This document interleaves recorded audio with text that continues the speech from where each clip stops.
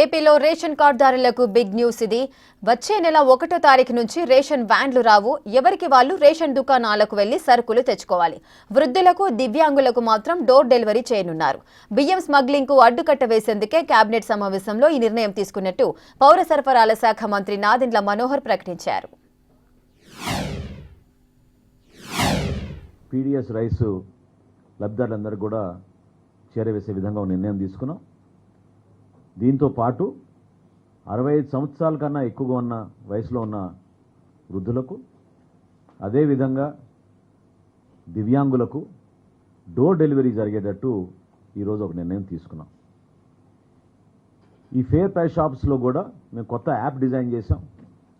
Ration చాలా పక్కాగా మేము మానిటర్ చేసుకునే విధంగా నెక్స్ట్ ఫేజ్లో మేము ప్రతి షాప్లో కూడా సీసీ కెమెరాలు కూడా ఏర్పాటు చేసి వాళ్ళ సర్వీసెస్ని మేము పెంచే విధంగా కేంద్ర ప్రభుత్వంతో చర్చించిన తర్వాత ప్రాథమిక అనుమతులు వచ్చినాయి మాకు.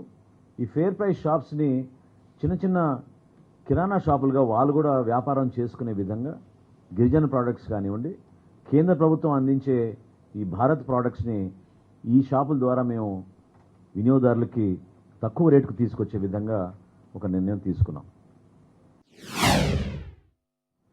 అర్థమైంది, ఈ వ్యవస్థలో ముఖ్య పాత్ర పోషించింది ఈ వ్యాన్ల వ్యవస్థ తీసుకొచ్చిన తర్వాత.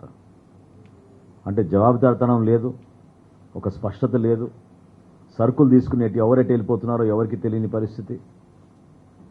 అకౌంటబిలిటీ అనేది గతంలో ఫేర్ ప్రైస్ షాప్స్లో చాలా స్పష్టంగా ఉండేది. డైవర్షన్ జరిగినప్పుడు డిసిప్లిన్ యాక్షన్ తీసుకోవాలంటే ఫేర్ ప్రైస్ షాప్స్ ఉన్నప్పుడు ఇమ్మీడియట్గా డిసిప్లిన్ యాక్షన్ తీసుకుని స్థానికంగా ఉన్న ఒక రెవెన్యూ సిబ్బందికి ఆ బాధ్యతలు అప్పచెప్పేవాళ్ళం. ఇప్పుడు ఈ వ్యాన్ ఆపరేటర్లు వచ్చిన తర్వాత దాదాపు 288 కేసులు బుక్ చేశాం. వందల సంఖ్యలో క్రిమినల్ కేసెస్ ఉన్నాయి వీళ్ళపైన. వీళ్ళని నియంత్రించే పరిస్థితి లేదు. పూర్తిగా వీళ్ళు ఆ సిండికేట్లో భాగస్వాములై రైస్ స్మగ్లింగ్ అనేది చాలా భారీ ఎత్తున ఆంధ్రప్రదేశ్లో ఒక వ్యవస్థను ఏర్పాటు చేసుకుని ఆ వ్యవస్థకి పూర్తి స్థాయిలో గతంలో